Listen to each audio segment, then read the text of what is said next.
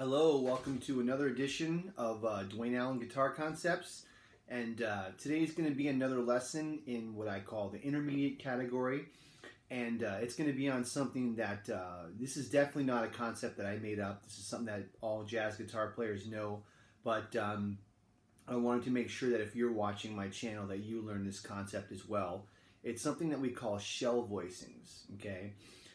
So basically, a lot of beginning guitarists that, not say beginning, but let's say someone who wants to get into playing jazz tunes and jazz blues and things like that, and if you're more of a pop or rock guitar player, you might not know a lot of jazz type chords yet. You may not have gotten around to learning those yet. Maybe you know some bar chords and some open chords, and you want to start getting into jazz chords. So you go on the internet and you look up jazz chords, you go to a book, and there's 10,000, guitar chord books, where they have 10,000 chords in the book, and that's very overwhelming. I did a video a while ago talking about this as well, where I teach you how to figure out new chords, okay? So I kind of talked about that a little bit, but I want to show you guys some basic chords right now that if you learn this set of chords, you can play most jazz standards and most blues tunes as well. So if you learn these, you're in. Now, are these all you need to know? Of course not. If you get really into jazz, you have to learn lots and lots of chords, okay? But these are some chord voicings that I think you should learn. And if you learn them and understand them, then you'll be ready to learn a lot of jazz songs and blues songs and so forth. So the first chord I want to show you guys is what we call a major 7, okay? And for those of you who may know some theory, to build a major 7 chord, you take the first, the third, the fifth, and the 7th notes of the major scale, okay? Now, a shell voicing is when we are eliminating a note, okay? So a shell voicing is only going to have 3 notes. It's going to have the root, the third, and the 7th. So it's going to skip the 5th, okay? As you get into higher echelon chords like 9ths and 13ths and stuff like that, I call them upper structures, you're going to get to where some of these chords are 4, 5, 6 notes, okay? Sometimes 7 notes. So you actually have to eliminate 1 or 2 notes to be able to play the chord on the guitar. Either, you don't have enough strings, or it just gets to be too dense and too thick, so you want to eliminate some notes. So in any chord, the first note that you can eliminate right away would be the 5th. The 5th is like the least important. Unless if you're doing a chord that requires a flat 5 or a sharp 5, then obviously you need the 5th. So let's learn this G major 7 shell voicing, okay? It goes like this. So you're going to play your first finger on the 6th string, 3rd fret, your second finger on the 4th string, 4th fret, and your third finger on the 3rd string, 3rd fret. I'm sorry, 3rd string, 4th fret, okay? So what you're going to be doing is you're playing, this is the root of the chord, which is a G. It's a G chord, so the root is E, F, F sharp, G. Make sure you know all your notes on your neck. If you don't, watch my video on that, okay? So, root, the 7th of the scale, and the 3rd. You might notice that many guitar chords are usually out of order. They don't normally go 1, 3, 5, 7. They might go 1, 5, 7, 3, or whatever, right? This one is 1, 7, 3. We're eliminating the 5th. The 5th string, we're not playing. So your first finger is basically kind of not barring it, because then you will hear it, which is not a good sound. So you're touching the 5th string. Okay, hopefully you can see that. And that's a G major 7, okay? You should learn that one, okay?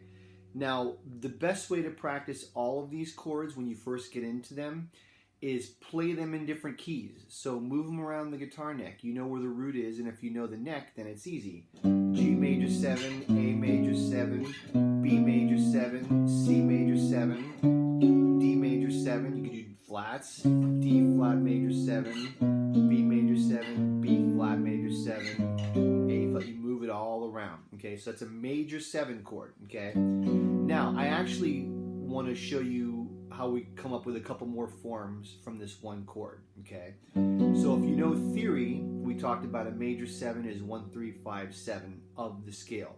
The next chord we want to learn is what we call a dominant 7th, and that's 1, 3, 5, flat 7 of the scale. if you don't know this kind of theory, I would kind of look into it a little bit more. That way you can understand it. So all we're going to do to take this major 7 and make it a dominant 7 is we're going to take this 7th note right here, we're going to lower it a half step to make it a flat 7. Okay, that's a dominant 7. You're going to use it all the time in jazz and blues and pop and rock too. So G dominant 7, A dominant 7, B dominant 7, B flat. You move it around the whole neck. Get used to playing it in different keys, okay? So that's a G dominant 7. Last chord that we're going to make with this is we're going to make it a G minor 7. So a G minor 7 is going to be 1st, flat 3rd, 5th, flat 7 of the G major scale. So we've already taken the major 7, we lowered the 7, and then now we're taking the 3rd and we're lowering that a half step. So we're going to refinger the chord. Okay, I'm using my 2nd, 3rd, and 4th fingers. You could do 1st, 2, and 3 if you want. So root, flat 7, flat 3rd, G minor 7. Move it around. A minor 7, B minor 7, C minor 7, B flat. You get the idea. The important thing with these chords, and with any chord that you should know what each voice is. Where's the root? Where's the 7th? Where's the 3rd? That way you can make it into other chords. So we have G major 7, G dominant 7, G minor 7. Okay, those are the 3 chords I want you to learn. Okay, now let's do it from the A string as the root.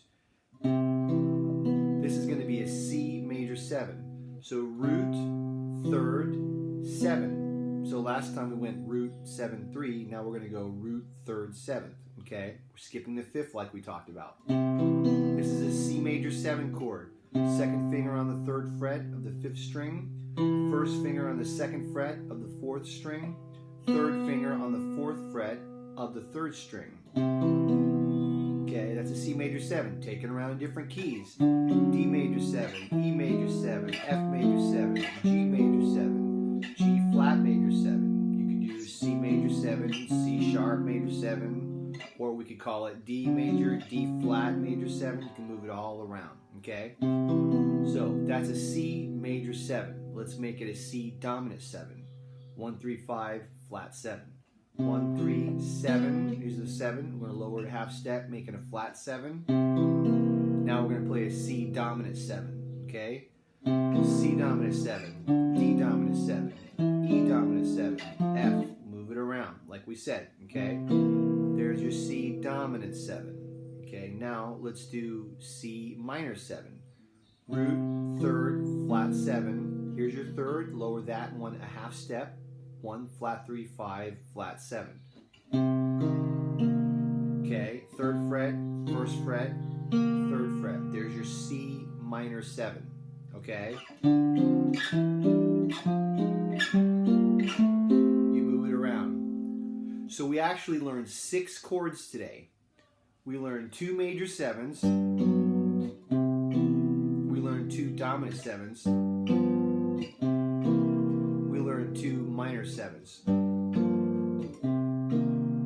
You got that?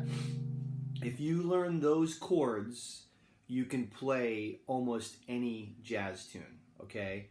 And what you might want to do is go get a real book, and there's a whole thing we got to talk about with voice leading and everything, where you want the chords to stay near each other, but that's a different kind of discussion. But you can take a tune like All of Me, okay, and it's made up of, basically most jazz songs are made up of major 7s, minor 7s, and dominant 7s, okay? So if you know at least 2 of each, it's going to make it a lot easier to play the song.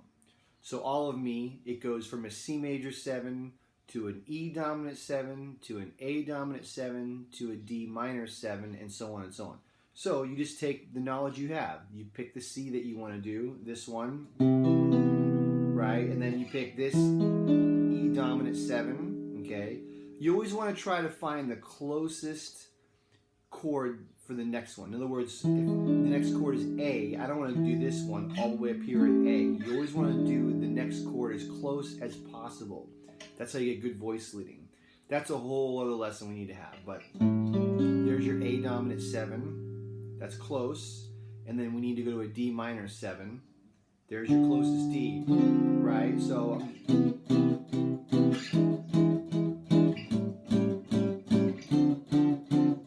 that kind of thing. I'm not going to teach the whole song. I just wanted to show you how you can take a song like All of Me, or really any standard that you can think of, and play those chords. Now, some songs are going to have minor 7 flat 5 chords. They're going to have dominant 7 flat 9s. With those chords, you're not going to be able to do shell voicings, okay? If it's a dominant 7 flat 9, you got to play all those notes. If it's a minor 7 flat 5, then you got to have the flat 5 in there. So shell voicings really only work for major 7s, dominant 7s, and minor 7s, okay?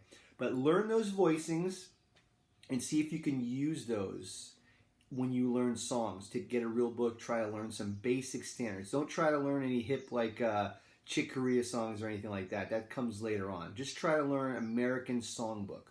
What does that mean? Old pop songs from like the 1920s, 30s, 40s, okay? Those are some of the greatest pop songs ever written. They're masterpieces, and most of them are totally doable with these shell voicings, okay? So start learning them. See if you can figure it out. And like I said, as you're learning these, just quick lesson with voice leading is make sure all your chords are as close to each other as possible.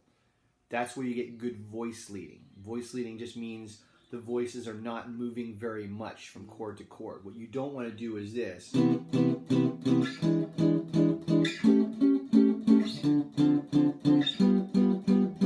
That's terrible voice leading. You want all the chords to be near each other.